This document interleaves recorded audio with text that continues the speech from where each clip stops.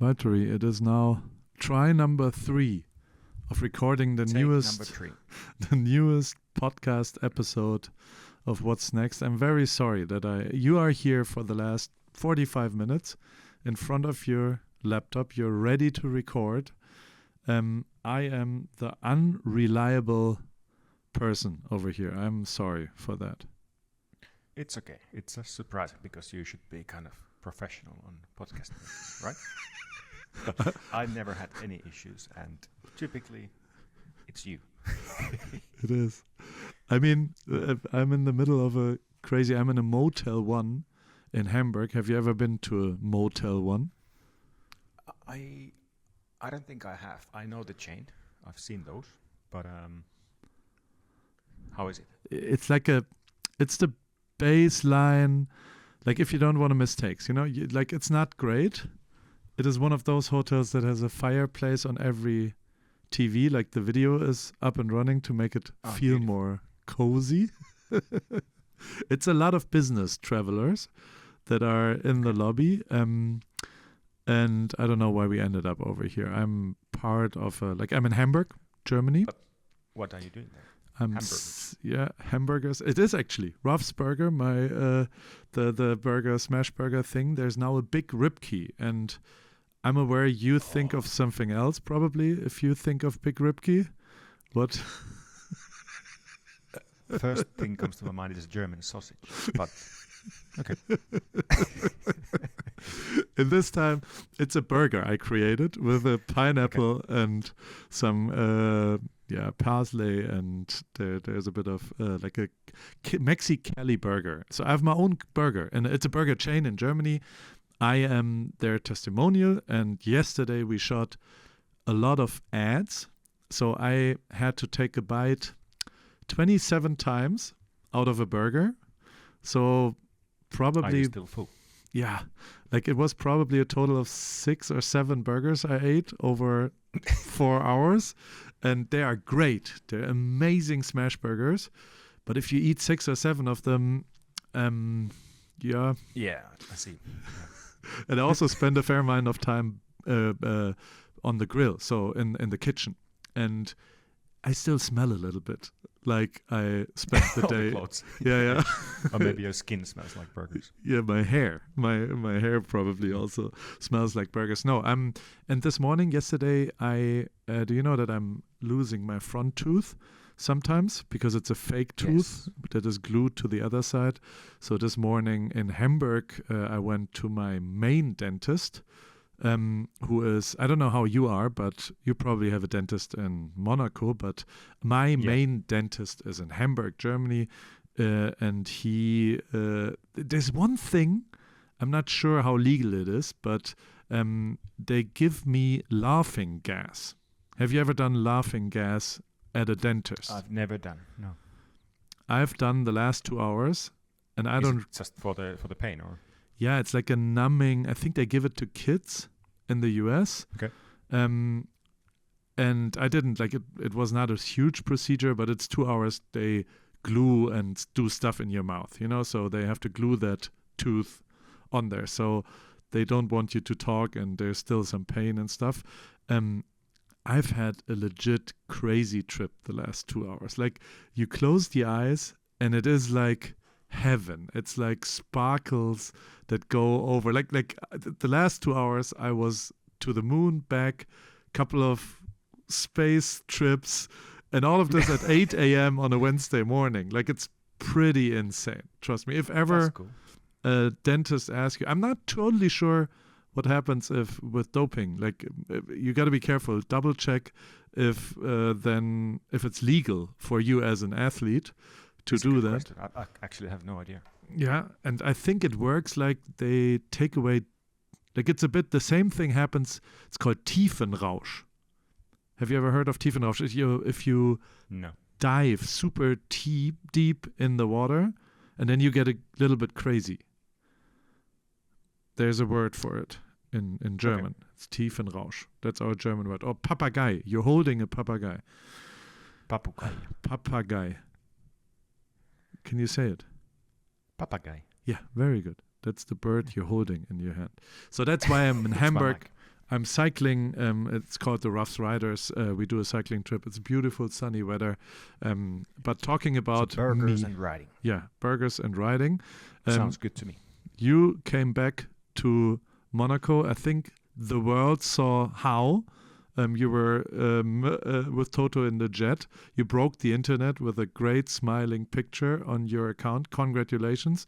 I think I looked at numbers. It's a reach of 420 million people that saw this picture in total, which is Really? half of the... No, it's how many people live on the planet? 3 billion? 4 billion? Ooh, I don't really know. So straight from my page, the reach was 30 million. Yeah, But then when you count the reposts and stuff, it's pretty mad. it was insane. Like it's a picture of humans in an airplane. You know? It's not like you cured cancer or... Not really, no. Maybe the opposite. But you did break the internet. It seems like, yeah. Yeah, probably people can relate to their feelings from the past, you know, me and Lewis racing. The past between me and Toto. And I think it reflects how nice Toto is. Like I had some issues with my flights, obviously. You know, there's been many flights cancelled by Dubai, Qatar, and I had suboptimal flight booked. But Toto saved me. He took saved you... me and said, jump on board. We have one more space, but you have to take Ripke's space. I said, more than happy to. You're welcome for that. Thank you. Is it... But yeah, I'm home. Did you sleep on the floor, is my question? Because, like, I know about the Toto jet. There's different spots. Gernot always sleeps on the floor. Even there was a bed for him, he still opted to sleep on the floor. Okay. Where did you sleep? In a bed. Oh. There was, yeah. So not bad. Had a good 9-hour sleep. Oh, wow. Landed back to Monaco, I think just before 4 a.m. on Monday morning. Oh, really? And yeah, I'm here now, first time since before Bahrain test, Okay. which is a while. And got back, was still dark, obviously. Saw a beautiful sunrise, went for a run, and then picked up Tiffany from the airport. She flew from Australia. I talked to Then Tiffany. back. It was funny because Tiffany told me that she was changing planes in Frankfurt, I think, and was on the bus with Carlos Sainz's girlfriend. Like, she wanted to take it's kind of the same, like commuting also, but it was a bus on Frankfurt Airport going to the Lufthansa normal picture. So her trip was different. Home. Yeah, a little bit different. I got lucky this time. But yeah, then it was a pretty cool Monday. Like, sometimes people ask me, like, what do you do like after the race? How do you relax? Well, I got back home. I did a run. I picked up Tiffany. Made some food, coffee. Went cycling. Had an easy evening, cooking, stuff like that. So, you know, normal things. But people think I would just lay on a couch. But no, I always keep in motion. Did you watch recaps on YouTube? I did. I watched them when I got home. What's the highlights? Good race, actually. It was good to watch. Yeah. But yeah, I mean, you finished. Congratulations. The finish finished. First yeah. And in history for me. You're With closer to the points than to the non-points. Like at one point, the next goal should be points. I agree. Or Yeah. would you agree on that? Absolutely. But yeah, it was good. Really positive weekend. Like, yeah, I was pleased with that. And we finished first time with both cars. So some cars, you know, they don't even start. So we definitely take it. You know, it's pretty cool. Did you had an espresso on race day? Is my question. I had probably the best pre-race espresso I've had. It was on the way to drivers' parade. No, sorry, on the way to national anthem. Yeah. And I noticed you standing in front of the Mercedes garage, and I was scooting with my scooter, and just it was so smooth, right? I just swing by.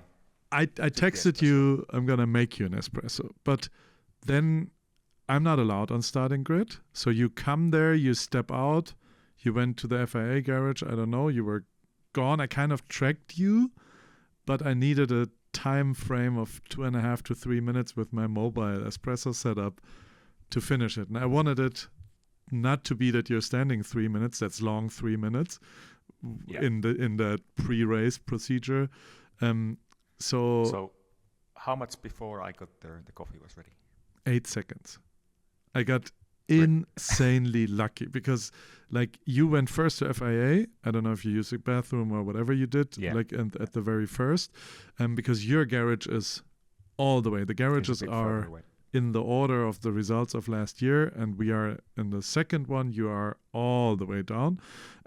So you probably used a restroom that was closer, and I just went for it and said, okay, now I do it, so I'm ready. And then you came out, I think you were a little bit looking for me on the pit wall or something, but not at the garage. That's at least how it looked like. And then you saw me, so you took a turn, and it was kind of interesting to see all the mechanics and everybody was like, they're still insanely friendly to you. Everybody's like, Valtteri, hey, how are you, and whatever. And you just very smoothly picked up that espresso and had a double shot with a perfect crema, Australian beans, freshly grinded, ionized, and distributed and tempered, and had that on the way to national anthem.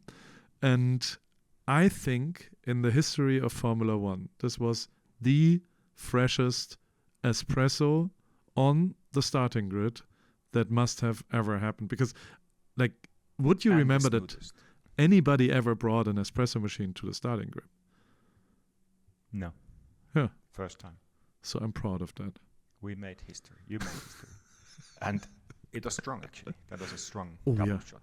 I started feeling it kicking when I jumped in the car. I was like, I'm buzzing here. So did you had a good start? I had a good start, actually. That's good start. Gained a couple of places. I'm saying it's down to the espresso. That espresso machine is really turning into a social anchor. I mean, you came once or twice by with the secret espresso. People are sitting down. It's a 4 to 6 minute procedure. It's a nice, like, that's an addition of stupid stuff I buy on Amazon that I really like. I think that, you buy a lot, but that's a good buy. What is the machine? What is the brand? I don't know. There's different ones, and we're proudly not sponsored by any of them. But it is a proper. I would recommend it, and I'm actually thinking of getting one. Yeah, your birthday is soon. So no, your birthday was just now. When's your birthday again? August. 28th of August. Yeah, I will. That's a good present. Well, it's a mobile. The main thing is the grinder, I think. And it's not a hand grinder, so that's electric too. So while it's grinding, you can prepare kind of the temper and everything. And it's a bit middle-aged. Like, I feel very midlife crisis type of male situation, like a 45-year-old who just picked up cycling and now does his own espresso because he doesn't accept the local coffee machines. But that's the thing with coffee. Once you get into the good coffee, as you know, it kind of changes your life. Like, you can't have those normal, no Nespresso pots or pot coffee. It's just not the same. When it's not freshly grinded, brewed with love. Yeah. I know. The other thing that happened was on the way back. I don't know. In Air Toto, is there an espresso in the morning? Is there an espresso machine or I don't know. I mean, you're the one who can tell us. Does he have a mobile espresso setup in his plane? I think it's Nespresso pots. Okay. I think. Do they have crema?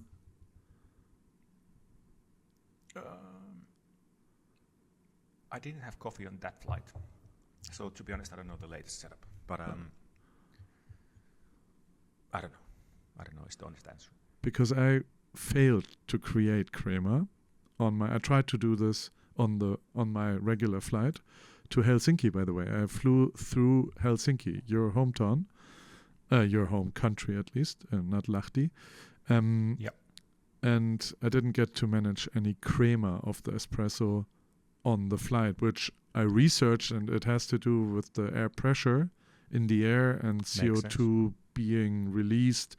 And I did a Q&A, and lots of coffee geeks came around the corner and told me about what happened and what went there. But that's interesting. So it's now Wednesday.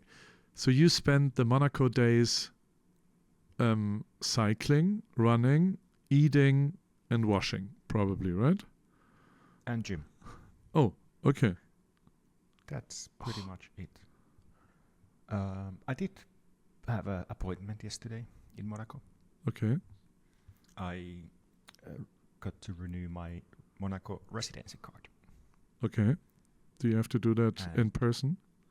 And it's actually quite a big day for me. Yeah, you have to always do it in person. And because Monaco residency, you start with 1 year, 3 times 1 year, 1, 1, 1. Then, if they like you, then you get 3 years. And then it's 3, 3, 3. And now I got to the point that after that last 3-year period, it's 10 years.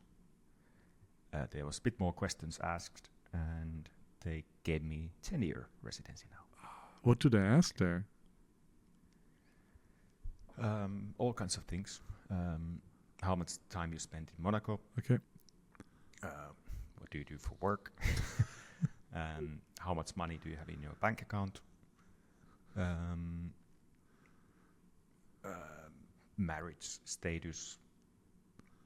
Which properties do you have in other countries? How much time do you spend there? Mm-hmm. How much do you travel? They check your electricity bill. All kinds of stuff. Yeah, but I mean, you're now living there for 12, 14 years. I did my math right? 3 times 1, 3 times 9 is 12 years. Yeah. Correct? Yeah. You have some proof that you really live in Monaco. So it seems like they still like me and I'm allowed to be here. That's amazing. So now no more talks for 10 years from now on. Yeah, they said when I picked up the card, they said, "Thank you. See you in 10 years." See you. That's totally fine. How about dinners? Do you cook yourself or do you go out? Like, is this? So normally, if I've been traveling a lot, then I like to cook at home. So we did some food on Monday. Yesterday was an exception because also Tiff had something to do in Monaco. I think it was a nail appointment or something. So we thought we would just stay there and have dinner in the city, which was nice. But we missed Taco Tuesday. So tonight at home is Taco Tuesday. Well, Taco Wednesday. So, yeah. Somewhere it's still Tuesday. I think in Mexico. But definitely more cooking than restaurants because, you know, when we travel, you quite often need to eat in restaurants, you know. So it's kind of nice to chill out in the evening, listen to some good vibes, and cook. That's nice. All of a sudden, it's a very weird situation. I think that now the races are cancelled for April. So it feels a bit like hitzefrei in Germany. That's when it's too hot and they send the people in school home. They say it's too hot. Maybe that exists in Finland when there's too much snow and people can't know. Well, then I never got a single school day cancelled. In Germany, it does if it's snowy or mainly if it's hot. Like if it's too hot, you kind of don't need to go to school. So it feels a bit like that with April, because all of a sudden there's 4 weeks on everybody's hands, and I think like one of the number one things your partner Tiffany enjoys is booking travel. Like when she has time on her hands, I've never seen anybody so excited about places, Airbnbs, hotels, other new conquering countries, travel tips and whatever. Like the one person who should do a travel show on YouTube is Tiffany, maybe after her career. And And I can see that if you, and I'm not sure, but like those 4 weeks, did you throw that at Tiffany already? And did she already book any trips, or are you gonna just chill at home, or what's happening in the free new time in April? It's a good question because quite a bit changed since last weekend we got the confirmation that there's no racing in April. I did mention Tiff was obviously aware before that this could happen, and she started looking at things and travel, of course. But it actually works out quite well. So for sure, I would love to be racing, but obviously, situation is what it is. But again, it's one of these things that when these things happen, we try to make most out of the situation and life. So it's pretty cool that she was going to be racing in California on a gravel race. I think the Saudi weekend. Okay. So I can join her in California, do some good training. It's called Sea Otter Classic. It's actually by the Laguna Seca racetrack. Nice. So I can join her for that, support her, and maybe even ride myself. We'll see. And then because then the next race is in Miami. So for me, it makes sense to stay in the US. So she managed to fill that gap with a few trips here and there. So, but she loves it. She's like a one-person travel agency. But not only Very travel agency, she's also like you can book experiences with her, I think. Like it is not everything. only places, it all goes so Planning as well. Yeah, there is did we decide on Coachella? Did we decide on Newport Beach? Did we decide on maybe going to Everything the moon in has been between? decided, Paul. Everything is planned. In the last 48 hours, there's a plan for April. But I don't want to say the holiday because it is not a holiday. I still need to make sure that I make the most out of it. Like, example, after Japan, I'm going to the simulator as planned, doing some stuff with the team. And but then, I just got to keep training, got to keep ready for Miami. And at the same time, like I said, might as well make the most out of it. Totally. We're going after Japan. I'm still doing my race. So I have a spot for you saved. To sum it up, we are running from Los Angeles, from Santa Monica Pier to Las Vegas in a relay. So I am the team captain and I have 7 other runners and you can be number 8. You can choose how much you want to run. It's somewhere in between 10 kilometers in total over 48 hours in like relays, or you can run up to 200 kilometers. That's the maximum we agreed because everybody wants to run a little bit. And after 48 hours through the desert, through the night, through over stones, snakes, and in the middle, it's a legit mission. Sounds pretty epic. Yeah. We arrive at Las Vegas sign, hopefully, if we make it. Do you want to be part of it? I saved you a spot. I'll think about it. I was planning to be in Europe because Tiff is racing, road racing. So on my weekend off, it's kind of nice to support her. Yeah. But I'll think about it, Paul. I once tricked you into But it sounds like really cool. Like it's going to be for sure an amazing experience, right? Yeah, and you, I mean, do you regret doing the indoor triathlon? Because I've kind of talked you into that as well. I don't. I'm actually really glad I did it. Yeah, this is another one of those. Yeah. VB. There's not that many Ironmans in the world compared to the population. So. Indoor Ironmans, even less. Peloton, sprint interval Ironmans, not a single one. But like at the time when I was doing it, remember, it was not easy, and I was regretting it. But I still recommend for everyone to take some kind of challenge that definitely puts you out of the comfort zone, because you, like mentally, you learn how much more actually human has when it comes to mental strength. Like when the body is empty, when muscles start to give up, it's the mind that keeps you going. And I wish everyone could experience that at least once in a lifetime. Yeah, and you can go pretty long. I mean, okay, so I'm not getting I thought maybe on record I'm getting okay, let's do it. How about No. Pier Sorry. Club in Newport Beach? Because every Wednesday there's Pier Club. Oh, let me look at my calendar. Because when you're in California, you Yes. can't not do the one and only. I'm aware. Miami GP is important to you. There's Tokyo Wednesday, 22nd of April. What time is it? 8 a.m., 7 a.m. I think. No, 7:30. 7 a.m. I'll be there. Pier Club. I'm coming. Newport Beach in Budgie It's Smugglers. almost the only reason why we're coming to Newport Beach. I love Pier Club. We're gonna swim around the pier. I think that's going to be a YouTube episode, right? Yeah, absolutely. How do you feel about our YouTube game? I like it. Like, it comes really naturally because we don't really do any editing. Yeah. We just shoot stuff that is happening and put it out there. Does anybody say anything to you, like other than? Yes. Very Yeah. often. And what do they say? Yeah, they say they like our YouTube, keep it up, don't change anything. And same with podcast. Like, I think it's still slowly growing. Our cult is growing. The what's next Do you cult? get any comments? Yeah, I'm not sure how many people in Mercedes-land are listening or watching it. I don't think Toto, for example, is a big podcast consumer of our podcast yet. Maybe we Yet. need to turn him into one.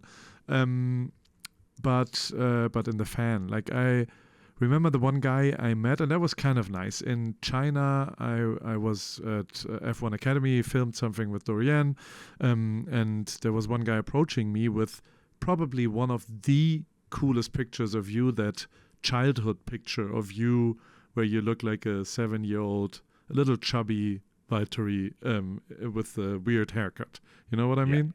Yeah. And he printed it out on like a Polaroid, so which even made it more retro. Like it feels like a picture that somebody took of young Valtteri 25 years ago or 30 years ago or something. And he approached me and asked me if I can organize that. That you can sign it, obviously. So I had it in my pocket for like 24 hours. Did you remember that? Like I was standing in line, and you After the TV interviews, Yeah. I decided to sign a few things, and I saw the photo. I didn't think, I've signed those kind of photos quite often, and I didn't actually look up. Apologies.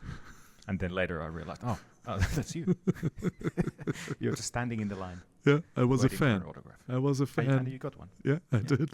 And I brought it back, and it was kind of nice to see him because he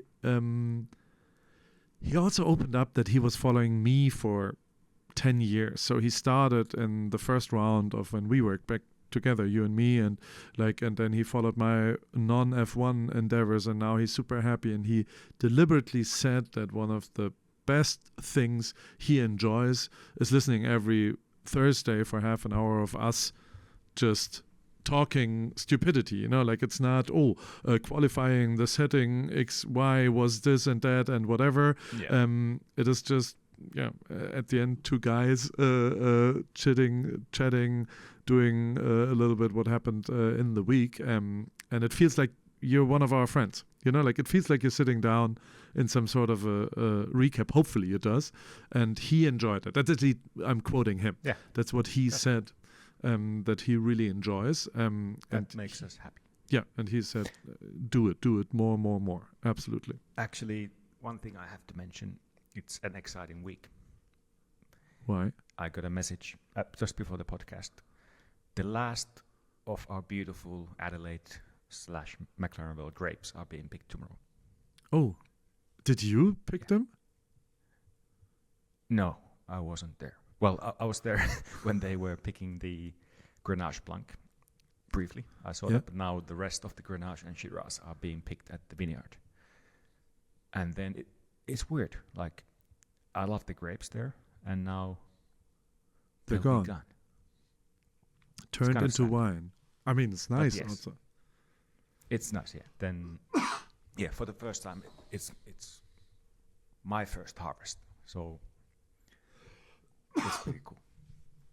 What's happening next weekend for you? What are you doing after this? It's Wednesday today. This weekend, you mean? Yeah. Oh, sorry. Yeah. Do you say this weekend or next weekend in English? Next weekend is then the week after, or next weekend is Japan. This weekend is Women's Milan San Remo. Ah, you told me. Yeah. Sorry, I forgot. Yeah. So I'm gonna be again that guy. Big fan. I'm gonna ride from Monaco to San Remo, see the finish, be there in my sweaty cycling gear, shout "Go Tiffany," and then I'm gonna ride back. All alone. Did you? I also got another message yesterday of a guy who sent me a video message. He was in South France, and he had, I think, like 2 What's Next things, the World Tour shirt and 6 Paris, German guy. Yeah. And he said he was cycling and met you guys while cycling. Over here somewhere. Somewhere in southern France. Do people approach you while cycling? Yeah, sometimes. Okay. Yeah. So one there of was them. some German group yesterday, actually. Yeah. So that must be one of them. And he asked me if you can come by and sign the World Tour shirt. Yes, there was one guy said he knows Paul. I know Paul. Do you know him? And you're like, which Paul? Never heard of him. Paul what? Who? Yeah, so kudos to him, but unfortunately, I probably think you're on your off days. You should not cycle to somewhere to sign shirts. I took that decision off your chest to say, thank you, Paul. And you have that tomorrow, right? Like tomorrow is a day, and that's why we're recording on a Wednesday, which I adore. You said, I want a proper full day without a single appointment. Yes, actually, the aim is for the whole weekend. Oh, really? Okay. Yeah. I'm gonna. So I've done a bit of stuff Monday, a bit of yesterday, a bit of today. We still have that one call tonight, right? Yeah, correct. You have 2 calls. You have an interview also. Yeah. So, yeah, I'm trying to block things to have me time. That's good. The me time is the best time. I'm doing a secret project in Italy this weekend, and then I fly Sunday for. Oh, so you stay in Europe? Yeah. I do something I'm not publicly allowed to talk about, and then When do you go home? On Sunday. I land on Sunday. And then you go to Japan. On Monday. I'm home 24 hours. No. Exactly. Yeah. I couldn't change the flights. It makes sense to fly to US for one day and then Japan. I had the flights already booked, and so to cancel them, they were 2-3x more expensive. And also, I have a couple of things I want to switch over. I'm now and you constantly want to see your family. Yeah. Yeah. And I want to change clothes, and I want to say hello to my family and everything. And we do something in Tokyo the day before. Another media production thing with Mercedes, and then we move over. So you probably fly directly into Suzuka or Osaka or whatever, right? Yeah. There's now no events in Tokyo, so I go straight to Suzuka next week. Do you take me for good sushi in Suzuka? No, I'm gonna take you for good Kobe beef. Oh, okay. We try a steak. I know one place which is the best around. Okay. And I want to keep it secret, so I'm not going to tell here. And we're also not going to YouTube it. We can, but not to mention the location of the name. Okay, that's good. That's understandable. We do that. So we see each other in Japan. We see you in Japan for some of the best meat in the world. Oh, right? Not the best. That's My still mouth Australia. started watering.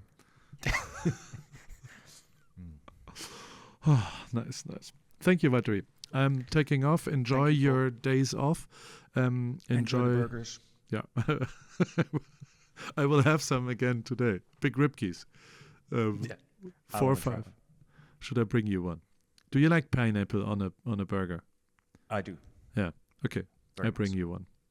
It's not going to be fresh. Gluten free, right? Yes. We have gluten-free buns at Ruff's Burger.